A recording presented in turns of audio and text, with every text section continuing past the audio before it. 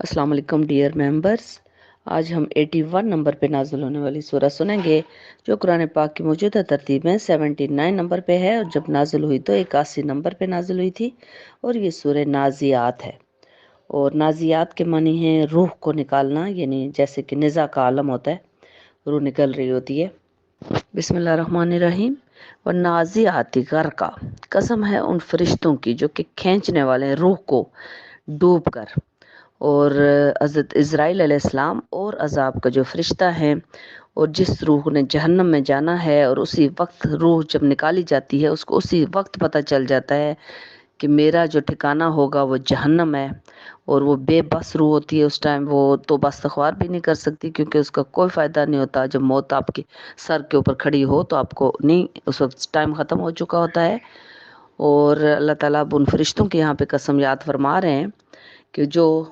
انتہائی غصے سے، انتہائی زور سے اور بڑی تکلیف کے ساتھ اس روح کو نکالتے ہیں۔ والناشطات نشطا، اور ان فرشتوں کی بھی قسم جو کہ روح کو انتہائی آہستگی کے ساتھ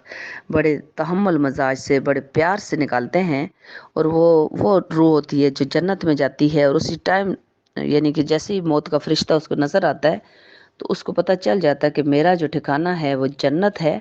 اور فرشتے اس کو پہلے آمادہ کرتے ہیں کہ اے روح، جیسے سورہ فجر میں ہم نے سنا تھا کہ اے روح تو اپنے چل اپنے رب کی طرف، تیرا رب تجھ سے راضی ہے، تو اپنے رب سے راضی۔ اور رب العالمین آپ کے انتظار میں ہے، تو وہ روح فوری طور پہ دنیا سے جانا جاتی ہے، اور اس کو پھر بڑے دھیمے مزاج سے، دھیمے طریقے سے اس کو نکالا جاتا ہے، بڑے تحمل کے ساتھ۔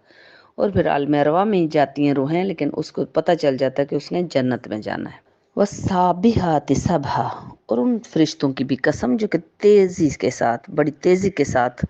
وہ تیرتے پھرتے ہیں، یعنی کہ روح کو لے کے فوری طور پہ اللہ تعالیٰ کے عالم ارواح میں، اللہ تعالیٰ کی بنائی ہوئی جو برزخ ہے اس طرف جاتے ہیں۔ فالسابقات سبقا، اور ان فرشتوں کی بھی قسم جو کہ سبقت لے جانے والے ہیں، دوڑ کر اللہ کا حکم بجا لانے کے لیے، سبقت لے جانے کے لیے کہ میں آگے بڑھ کے سب سے پہلے اللہ کا حکم بجا لاؤں، ان فرشتوں کی بھی قسم۔ فالمدبرات امرا، اور پھر ان فرشتوں کی بھی قسم جو کہ معاملات، جو احکام الہی کے مطابق جو معاملات چلانے ہوتے ہیں، ان ساروں کا انتظام چلانے والے جو فرشتے ہیں، مامور ہیں ہر ڈیوٹی کے اوپر، ان فرشتوں کی بھی قسم یاد فرما رہے ہیں اللہ تعالیٰ۔ اب 6 قسم کے فرشتوں کی قسم یاد فرمانے کے بعد اللہ تعالیٰ فرما رہے ہیں کہ یوم ترجف الراجفہ، اور وہ دن آ کر رہے گا جس کے یہ انکاری ہیں مکے کے لوگ، اور وہ دن ایسا دن ہوگا جو ہلا ڈالے گا، زلزلے کا ایک جھٹکا ہوگا جو کہ پوری کائنات کو ہلا ڈالے گا۔ تتبعها الرادفہ، اور اس کے پیچھے، اس جھٹکے کے پیچھے، اس زلزلے کے پیچھے ایک اور جھٹکا زلزلے کا آئے گا، یعنی کہ پھر پہلے تو آدھی چیزیں تباہ ہوں گی، اور دوسرا جو جھٹکا ہوگا، جس طرح اسرافیل علیہ السلام ایک سور پھونکیں گے تو پہلے آرام سے اس کی دھیمی آواز ہوگی، جس سے کہ جو اچھے اور نیک لوگ ہوں گے وہ اٹھیں گے، اور اس کے بعد جب وہ اس کی کرخت آواز جو ہوگی دوسری بار جو سور پھونکیں گے تو پھر وہ سارے جو جہنمی ہیں وہ بھی اٹھ کے تو بھاگنا شروع کریں گے۔ سیم اسی طرح زلزلے کا ایک جھٹکا آئے گا، اور پھر دوسرا جو آئے گا، اللہ تعالیٰ یہاں پہ بتا رہے ہیں کہ دوسرا جھٹکا اس پہلے سے کئی شدید ہوگا۔ قلوب یومئذ واجفہ، اور کتنے ہی دل جو ہوں گے اس دن خوف سے کانپ رہے ہوں گے۔ اس زلزلے کے جھٹکوں کے بعد جب زمین الٹ پلٹ دی جائے گی، نظام زندگی درہم برہم جب ہو جائے گا، تو وہ کتنے ہی خوف سے کانپ رہے ہوں گے کہ اب تو آخرت پہ جو ہم نہیں یقین کرتے تھے اب تو ہمارے سامنے آ چکی ہے۔ اب ساروہ خاشیہ، اور نگاہیں ان لوگوں کی پھر اس ٹائم سہمی ہوئی ہوں گی،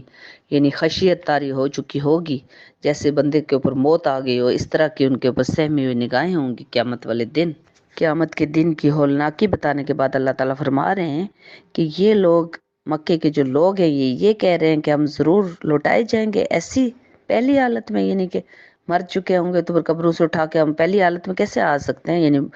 یہ چیز ممکن نہیں ہے۔ اور مکے کے لوگ یہ بھی کہہ رہے ہیں کہ ہم ہڈیاں جب ہو چکے ہوں گے کھوکھلی اور بوسیدہ تو ہم واپس زندہ ہو جائیں گے، یہ تو ناممکن بات ہے۔ اور یہ لوٹایا جانا یعنی پہلی حالت میں، یعنی کہ زندہ کیا جانا تو بڑے ہی گھاٹے کا موجب ہوگا۔ اور اللہ تعالیٰ فرما رہے ہیں کہ یہ تو بس ایک زوردار ڈانٹ ہوگی ایک ہی بار، اور وہ سب کے سب جو ہوں گے موجود ہوں گے، یعنی ہانکتے ہوئے جا رہے ہوں گے بغیر کسی سائن بورڈ کے میدان حشر میں۔ اب اللہ تعالیٰ تھوڑا سا حضرت موسیٰ علیہ السلام کا یہاں پہ واقعہ کا تھوڑا سا ذکر فرما رہے ہیں کہ اے محمد، کیا آپ کے پاس موسیٰ کے واقعے کی خبر نہیں پہنچی؟ مکے کے لوگوں کو آپ نے نہیں سنائی کیا؟ کتنی بار تو پچھلے واقعات میں سن چکے تھے، لیکن چونکہ ان پہ اثر نہیں ہو رہا تھا تو اللہ تعالیٰ فرما رہے ہیں کہ موسیٰ کے واقعے کی خبر پہنچی ہے؟ جب پکارا اس سے اس کے رب نے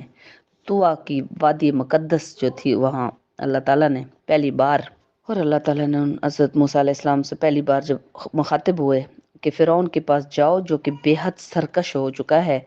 اور جو اللہ تعالیٰ نے حضرت موسیٰ علیہ السلام سے فرمایا تھا وہ ان چند آیات میں اللہ تعالیٰ نے دوبارہ سے اہل مکہ کے لیے دوبارہ سے ان کو یاد دلا رہے ہیں کہ تم لوگ بھی اسی طرح سرکش ہو رہے ہو اور تم لوگ بھی کتاب پہ یقین نہیں کر رہے ہو، تو جو انجام ہوا تھا فرعون کا وہی انجام تم لوگوں کا ہوگا۔ اب اگلی آیات میں اللہ تعالیٰ فرما رہے ہیں کہ جہنم کا بھی نقشہ تم لوگوں کو بار بار بتایا جا چکا ہے، جنت کا بھی، اور قیامت کی ہولناکی کی تمام جو واقعات پیچھے ہم سن چکے ہیں متواتر کے صورتوں میں، تو اللہ تعالیٰ فرما رہے ہیں کہ جس نے بھی سرکشی کی اور ترجیح دی دنیاوی زندگی کو اخروی زندگی کے اوپر، تو بے شک جہنم ہی اس کا ٹھکانہ ہوگا۔ لیکن جو ڈرا پیشی سے، یعنی اپنے رب کے حضور پیشی سے جو ڈرا، اس کے اندر خوف ہوا اور اپنے نفس کی خواہشات کی پیروی سے وہ باز رہا، نفس کی پوجا نہیں کی کہ نفس یہ کہہ رہا ہے تو میں یہ کر دوں، بلکہ اللہ سے ڈرتا رہا، تو بے شک اللہ تعالیٰ فرما رہے کہ جنت ہی اس کا ٹھکانہ ہوگا۔ اب اللہ تعالیٰ اپنے پیارے حبیب سے پھر فرما رہے ہیں کہ پوچھتے ہیں تم سے محمد یہ لوگ کہ قیامت کب آئے گی، وہ دن کیوں نہیں آ رہا، کب آئے گا؟ تو اللہ تعالیٰ فرما رہے ہیں کہ ان کے بار بار سوال کرنے کی طرف آپ متوجہ نہ ہوں۔ آپ کا جو کام ہے نا، اللہ تعالیٰ نے آپ کو اس لیے نہیں بھیجا کہ ان کے سوالوں کے آپ جواب دیتے رہیں 24 گھنٹے۔ آپ کو اللہ تعالیٰ نے اس لیے دنیا میں بھیجا ہے کہ آپ مطلب انتہائی قیامت، یعنی قیامت کے دن کا تو صرف رب العالمین کے پاس ہی علم ہے کہ کس دن آئے گی، وہ اللہ تعالیٰ ہی جانتے ہیں، آپ تو بس خبردار کرنے والے ہیں۔ آپ کا کام تھا خبردار کرنا، جو کہ آپ نے اپنا کام کر دیا۔ اب یہ ایمان لائیں یا نہ لائیں، اس میں آپ کا یہ نہیں ہے کام کہ آپ نے ان کو زبردستی ایمان دلوانا ہے۔ اور جو متقی لوگ ہیں، جو اللہ سے ڈرتے ہیں اور قیامت سے بھی ڈرتے ہیں، تو آپ کا کام تھا ان کو خبردار کرنا، جو کہ آپ نے کر دیا۔ اور جس دن یہ اچانک قیامت کو دیکھیں گے نا یہ لوگ جو انکار کر رہے ہیں، تو اس دن کہیں گے ہم تو دنیا میں پتہ نہیں ایک شام رہے ہیں، ایک صبح اور ایک شام رہے ہیں، ایک دن رہے ہیں صرف،